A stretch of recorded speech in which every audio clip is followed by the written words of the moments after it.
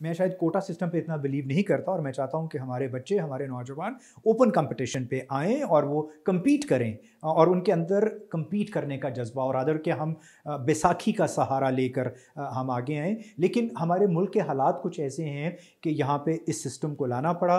I don't see it as the absolute solution, but I do see it as a step. जहाँ तक मज़हब practice करने की बात है, मैं समझता हूँ उस हद तक आज़ादी हासिल है और वो आपको एविडेंटली नज़र आती है। एवरी संडे मुल्क में सैकड़ों, हज़ारों नहीं तो सैकड़ों चर्चेज़ में इबादत होती हैं। क्रिसमस, ईस्टर के दौरान हम चर्चेज़ की चार दीवारी से बाहर निकल के इबादत करते हैं। एक जो नया ट्रेंड आया है जो कन्वेंशंस का है, आपको गली में, ग्राउंड में कन्वेंशंस होती हुई नज़र आती हैं। So as far as practicing the religion, their own religion is concerned, I think to a great extent वो आज़ादी है। लेकिन उसके साथ साथ इश्यूज़ भी हैं और एक सेंसिटिविटी जो है वो भी पाई जाती है इसके मुतालिक। बट अगर मैं आपके सवाल पे ही रहूं तो प्रैक्टिस करने की आई थिंक आज़ादी है। मेरे ख्याल में देखिए, जो सबसे बड़ा चैलेंज है वो वही है जो पूरे पाकिस्तान का चैलेंज है। ठीक है, हम उससे बाहर नहीं हैं। और वो चैलेंजेस क्या हैं? वो हमारे सोसाइटल चैलेंजेस हैं, वो चैलेंजेस हैं जो इस मुल्क को दरपेश हैं, वो चैलेंजेस हैं रूल ऑफ लॉ के। इस मुल्क में रूल ऑफ लॉ का मसला सिर्फ माइनॉरिटीज़ को नहीं, पूरे मुल्क को है। और अगर हम सिर्फ एक रूल ऑफ लॉ के इशू को ही एड्रेस कर लें तो वो ना सिर्फ मुल्क की मेजॉरिटी बल्कि माइनॉरिटी के भी बहुत सारे मसाइल का हल होंगे। लेकिन मैं ये समझता हूँ, अगर आप चैलेंजेस की बात करें तो I think social injustice is the biggest thing, the biggest concern. Inequality जो हमें नज़र आती है वो एक बहुत बड़ा इशू है हमारा, इस मुल्क में रहा है। काफ़ी अरसे से उस पर बहुत सारा काम हो रहा है लेकिन वो एड्रेस नहीं हो रहा। So I think let's be part of the mainstream and let's work on the rule of law in Pakistan. वो हमारे भी बहुत सारे मसाइल का हल बनेगा। जज का किरदार बहुत इंपॉर्टेंट है।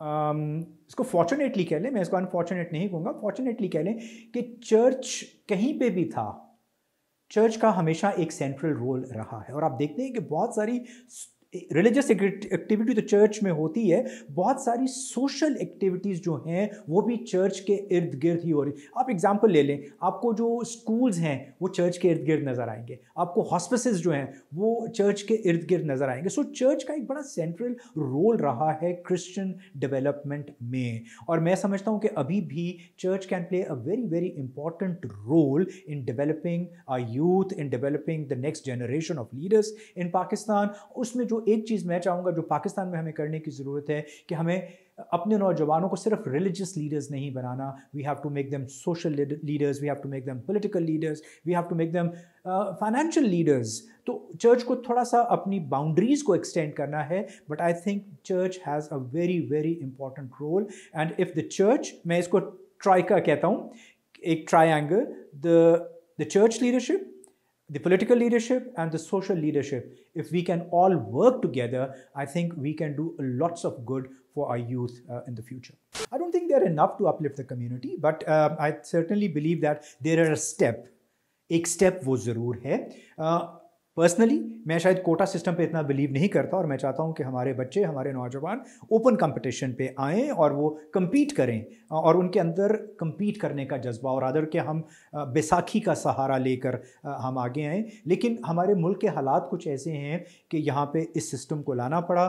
आई don't see it as the absolute solution, but I do see it as a step, जहाँ पे हम देखते हैं कि बहुत सारी जो सिविल सर्विस है उसमें भी हम अपने नौजवानों को देख रहे हैं जो कोटा की नशिस्तों पर आए हैं। So I think not the absolutely think जो मसाइल को रिजॉल्व करेगी, but a step to help the issues. देखिए, सबसे पहली बात ये है कि I agree with the یہ جو نوشن ہے ہماری جو ہے کہ الیکشن ناٹ سلیکشن، کیونکہ کسی بھی سیاسی نمائندے کا احتساب جو ہے وہ ووٹ کرتا ہے، وہ انڈیویجول اپنا ووٹ دے کے اس کا احتساب کرتا ہے، یا وہ اس کو پسند کرتا ہے یا وہ اس کو ناپسند کرتا ہے. سو ہمارے سسٹم سے یہ بات شاید ہمارے اپنے ہاتھ سے یہ نکل گئی ہے.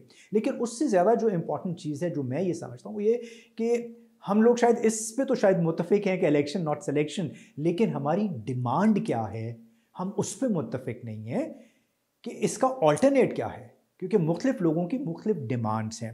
کوئی اس کو حلقہ بندیوں کے ساتھ کہہ رہا ہے، کوئی اس کو دوہرا ووٹ کہہ رہا ہے، کوئی اس کا ایک تیسرا حل دے رہا ہے. تو آئی تھنک اس سے پہلے کہ ہم اس بات پہ سارے آئیں کہ جی election not selection, we should have one solution کہ ہم as nation, as the minorities of Pakistan ہم یہ چاہتے ہیں. اور اس میں جو ایک اور امپورٹنٹ چیز ہے کہ ہمیں اس میں ملک کی جو باقی مائنورٹیز ہیں ان کو بھی شامل کرنا ہے. اس کے اوپر زیادہ آواز کرسچنز کی طرف سے آ رہی ہے، جو ملک کی جو باقی مائنورٹیز ہیں اور جو شاید آفیشلی تعداد میں ہمارے سے زیادہ ہیں، ان کا اس کے اوپر کیا وہ کیا سوچتے ہیں اس بارے میں، اور کیا ہم ساری مائنورٹیز اس پہ متفق ہیں یا نہیں. سو میرے خیال میں ہمیں اس کے حل پہ متفق ہونا وہ زیادہ ضروری ہے. مذہبی اقلیتوں کے مسائل کا حل، and I might be a minority voice in this, is to be part of the national mainstream, is to be part of the stakeholders of Pakistan, is to take Pakistan as our country, is to think about Pakistan. It is not possible کہ ہم ترقی کر جائیں اور پاکستان ترقی نہ کرے. We will have to look at things in a bigger picture. اب ہمیں دیکھنا یہ ہے کہ ہم سب اس بڑی پکچر کا حصہ ہیں. میں اس کی مثال اس طرح دیتا ہوں ایک جگسا پزل کی، کہ ایک چھوٹا سے چھوٹا ٹکڑا بھی جب تک مسنگ ہوتا ہے وہ تصویر مکمل نہیں ہوتی. ہم وہ جگسا پزل ہیں. جب تک ہم اس بڑی تصویر کا حصہ نہیں بنیں گے بہت سارے مسائل جو ہیں شاید وہ حل نہیں ہوں گے. So I think let's think national, let's think and let's work towards a Pakistan that is progressive and, اور ایک بدلتا ہوا ملک جو ہماری آئندہ آنے والے نسلوں کے لیے ایک محفوظ ملک ہو سکے.